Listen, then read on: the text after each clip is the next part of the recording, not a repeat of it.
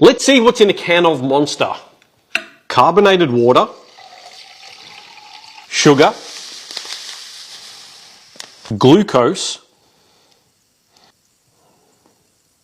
citric acid, natural flavours, taurine, sodium citrate, colour, ginseng extract, L-carnitine, caffeine, sorbic acid, benzoic acid, niacinamide, sucralose,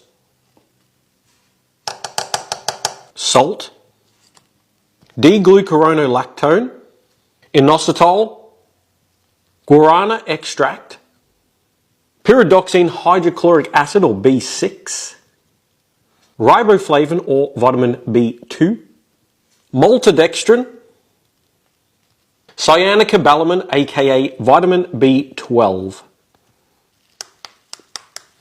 Nah bruh, this shouldn't be for human consumption.